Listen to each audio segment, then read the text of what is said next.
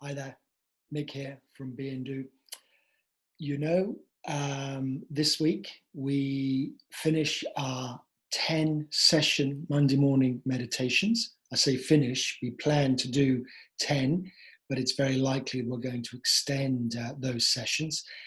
And the idea was that it was going to parallel the lockdown so that we could all, find a bit of space and also find a bit of perspective and maybe also learn some new skills on the way too, so that we could practice modern meditation and maybe make this situation that we're all finding ourselves in at the moment a little bit more instructive, a little bit more sort of creative, if you like, an opportunity to do something.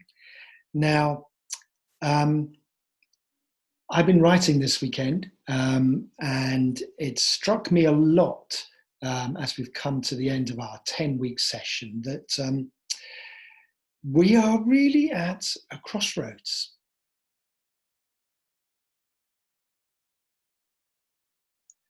And a lot of the time in our Monday morning meditations, we've been talking about space. How do we find space? How do we observe that space? How do we try and find that space between you and the world? The space that many, many people who practice yoga and meditation over the centuries have talked about.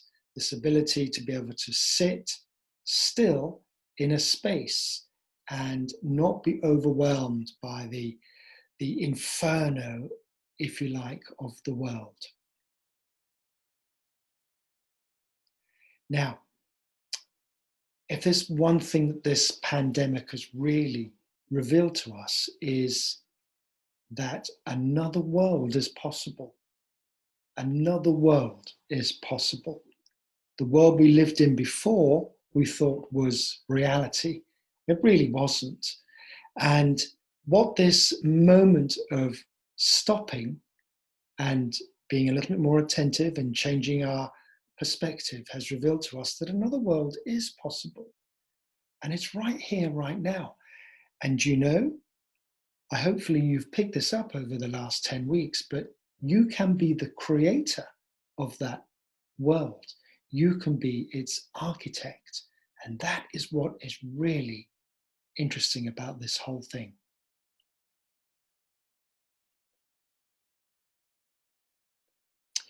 So it's pretty clear now that we are on a threshold. We're at a crossroads, if you like, and we can choose to do one of two things. We can either go back to how things were, or we could start to infuse ourselves with this new normal that so many are now talking about. And the new normal isn't really the new normal at all. It's actually the normal. It's the normal. Now, what do we mean by that? Well, so many of us over the last few weeks had been reporting a complete change in the way the world appears to them.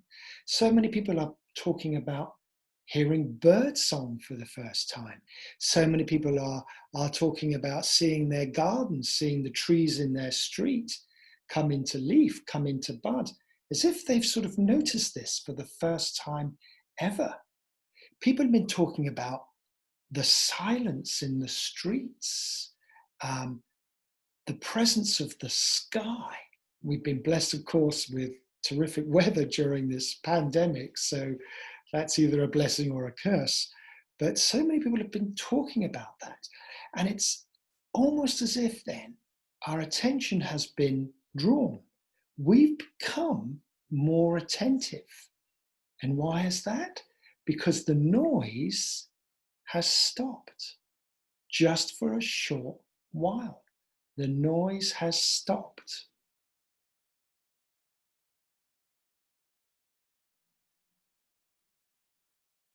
And we've realized that this world that many of us are now glimpsing as if for the first time is a world of comfort, a world of joy, and a world of potential.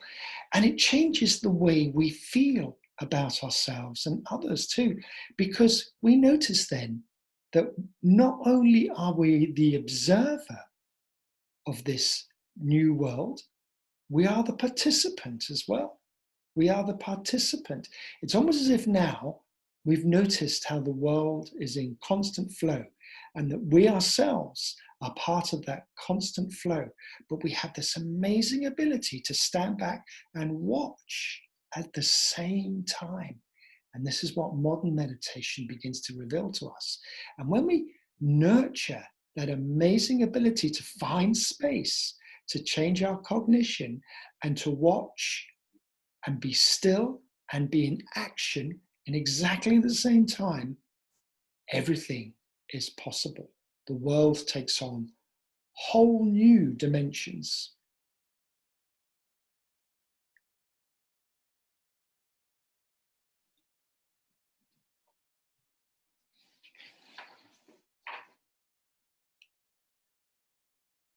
And maybe the most amazing thing that we've learned over the last few weeks is that we don't need to go anywhere.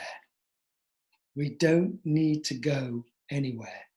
That world that we're all beginning to glimpse now, that we're all beginning to suspect is there, and it's right here in the moment. We don't need to go anywhere to discover this world at all. We don't need to go to India. Of course, we probably never go to India again now. We won't need to go to India, the Himalayas. We don't need to go to the south of France. We don't need to go to some far-flung yogic retreat to discover this, because we can discover it right here, right now. And that, again, is hopefully what is beginning to be exposed. Now, there's a great quote by Franz Kafka. Remember him, him of the Beetle. And he talks about exactly what I'm saying. So many artists, so many writers, so many poets, so many designers, so many actors and musicians talk about this. And this is what Kafka says, and I'm going to read this to you now. He says, "You do not need to leave your room. Remain sitting at your table and listen. Do not even listen," he says. "Simply wait. Be quiet, still and solitary. The world will freely offer itself to you to be unmasked. It has no choice. It will roll in ecstasy at your feet." Isn't that lovely? And of course, when we're practicing modern meditation, that's exactly what we're activating, that the world has no choice other than to unmask itself and roll in ecstasy at your feet. Now, that is really something. So the pandemic has revealed this because it's allowed us to stop and listen. And as Kafka says, not even that, just be still and wait and wait. Now, I know that comes with a lot of pain. I know that during lockdown, we're missing everybody. We really are. It's the same for me. It's the same for my family. It's the same for you. I'm absolutely sure. We are hurting and we are missing everybody. But we were hoping at Be and Do that if we could run this 10-week program, then at least we got a moment to all be together and share that amazing connection to the now, just as Kafka tells us. And we can feel it and we can know it. And with it comes immense comfort, immense harmony, immense joy, immense wholeness, which is very, very useful for us.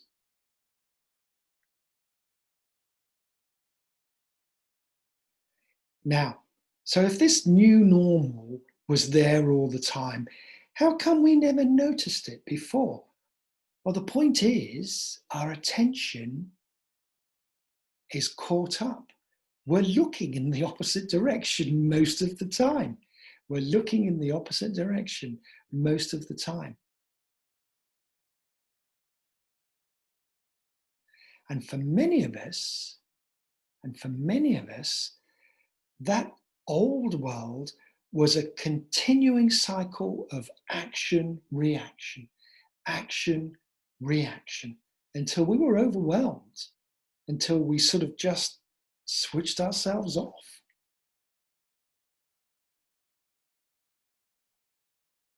It's a cycle of stuff that just kept going round and round. But also, strangely, it wasn't real. But that never stopped us from trying to grab it, control it, manage it. And of course, the more we did that, the more it slipped away.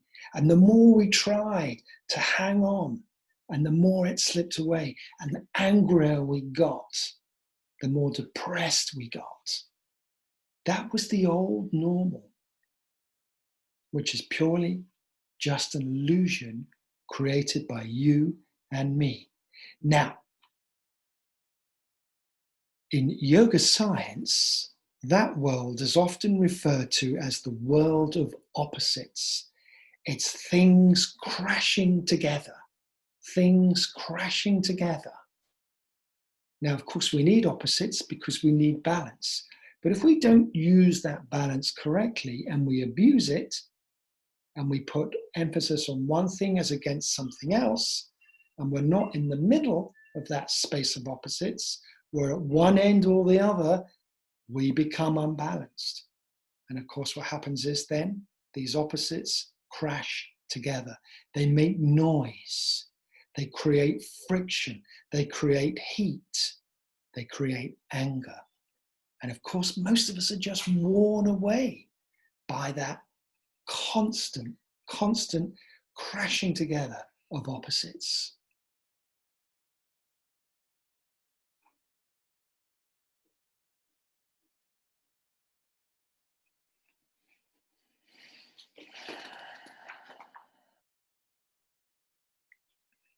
And what do we mean by that? What do we mean by that world of opposites? Because do we really want to go back to that world of opposites, that world of heat and friction?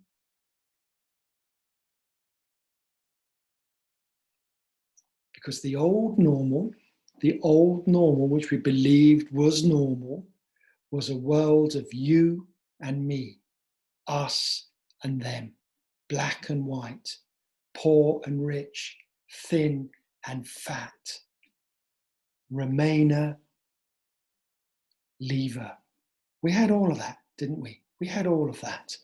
And when those things are pushing together, our attention is drawn to just celebrity, football, money, success.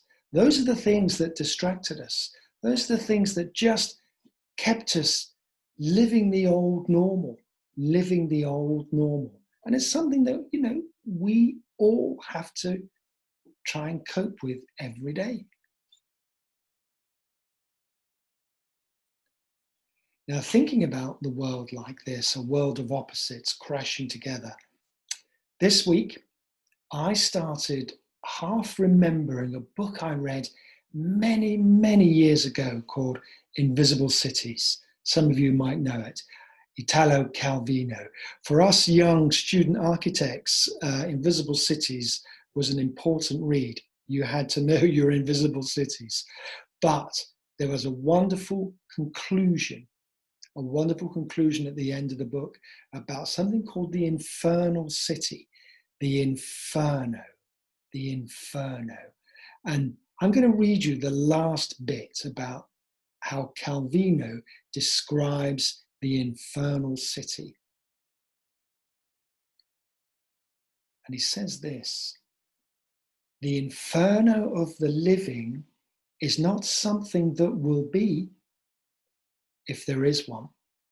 It is what is already here.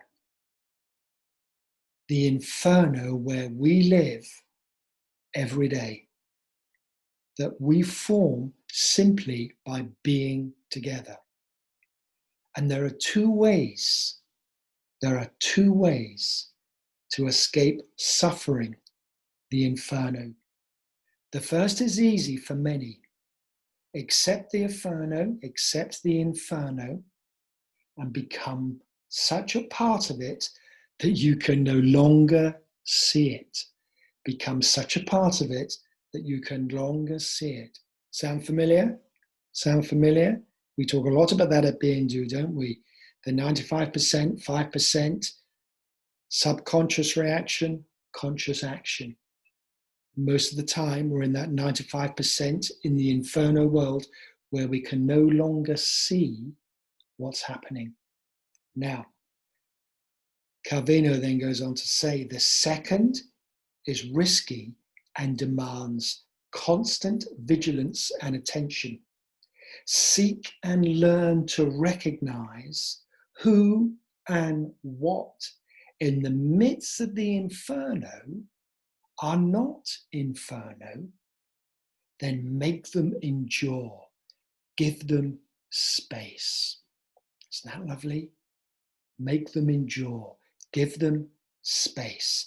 And that's exactly what we're trying to do at Be and Do, is help you nurture what for you is real, what for you is authentic, what for you is the real world, the world that you know deeply. And this is important. And when we learn to practice modern meditation, we learn the skills to nurture, well, first of all, be attentive, to nurture, and then give what is good space. Give it space. Now that is absolutely key. And hopefully after this 10 weeks of lockdown and following our 10-week program of Monday morning meditation, you've learned how to give what is good in your world, in your life, a space to hold it, to inhabit it. That's key.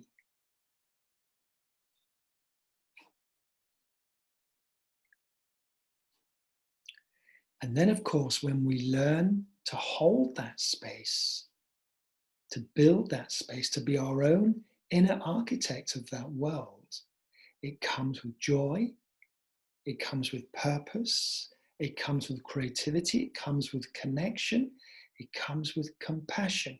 Those are all the amazing innate human skills that maybe in the old normal we just forgot about.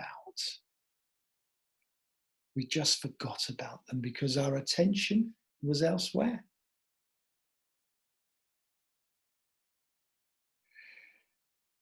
So also last week was World Meditation Day, and thank you if you took part in our very, very quickly organized event of meditating together for simply half an hour. Now, why was this moment really important for me and for us at Be and Do? Well, it also connects to something else too, because this moment of stillness, this moment of forced being still and keeping our attention locked in, so to speak, has enabled something else to happen. We know that when we meditate, we are doing something much, much more than simply being still and learning to relax and learning to find balance and space. Because also inside that space, there's something else too. There's something else. There's a deep consciousness that underpins everything. You might call it a creative principle. In quantum physics, it's called the unified field. It's where you come from. It's where I come from. It's where everything comes from. Even COVID-19 has emerged through our own actions, I have to say, from the field. Everything that is a thing comes from the unified field, good or bad. Now, what is interesting is that World Meditation Day is linked to the idea that somehow we all have this amazing ability, if we so choose, to actually alter what's happening, to actually alter the shape of the world. Now, don't be alarmed by this because you've already been doing it. Those of you that have reported feeling more connected, feeling more calm, seeing the world as a brighter, more exhilarating place, that's exactly what you're doing. You're changing the shape of the world from the inside out. You are being your own architect of change. Now, this idea of connected consciousness is called the noosphere. The noosphere. And of course, in Be and Do, we have a very, very particular practice called knowing meditation, which links to that deep insight, that deep intuition that we all can access at any time. And we need the world, we need our relationship to the world to help us do that. Now, why is this important? Well, I can tell you this much, and I'm not the only one. There is an evolutionary shift happening, but it's nothing to do with the body. It's nothing to do with opposing thumbs or using your hands and building tools, you know. It's nothing to do with that at all. A lot of people say, well, evolution stopped, isn't it? It's ended up here. Not true, not true. Because the next evolutionary kickstart, the next shift, is nothing to do with making tools. It's to do with conscious awareness. Now, this is very interesting. This is where people are now thinking the next evolutionary shift is going to happen, and it's already happening. I can tell you over the last 30 years, teaching yoga and meditation, but also probably more importantly, teaching young people to access their creativity by being an architect, by being a university lecturer, by teaching creative arts, by teaching design and leading design businesses. I can see in a lot of people deeper insights, deeper shifts of awareness, and it's happening. It's really happening. And that is what's really exciting. And that's, in a way, what Be and Do is about, is being able to ride the wave and in our own little way, take part in that evolutionary jump that's happening. Now, but, okay, so far so good. But there's a catch to this evolutionary shift. Before, we had no choice to evolve because it was survival of the fittest. Now that rule still might apply, but this evolutionary jump now is voluntary. Yeah, imagine that. This next evolutionary jump is voluntary. You can either decide now to get into the flow and find that deep conscious awareness and go along with it, get into the ocean and start swimming, as we say, get into the ocean and start swimming and be part of that lift of conscious awareness that's beginning to happen now across the world. Or you can be, as Calvino said in The Infernal City, you can just ignore all that stuff and carry on going to Wetherspoons, you know? But you know what I mean. You know what I mean. Okay, you can decide to join the evolutionary jump forwards and upwards and inwards at the same time, or you can decide to just get back to how things were and be distracted, be angry, be in the world of opposites, and just carry on doing that. So this next evolutionary jump is a choice, and that's really exciting.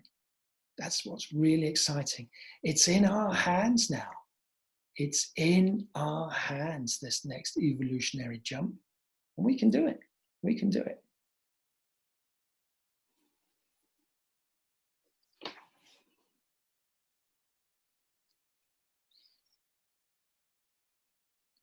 So,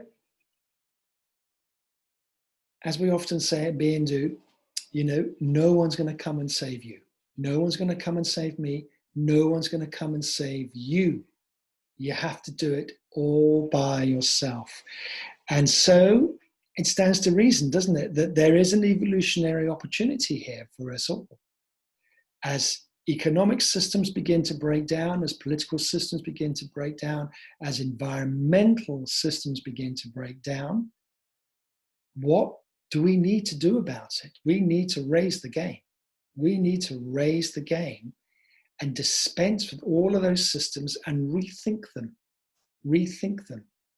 rethink them, and create them in a different way from a point of that space, that deep conscious space that we're all trying to inhabit in our meditation practice. And if we all do it together, then that evolutionary jump is going to accelerate and expand quickly. And that's very, very exciting when you think about that.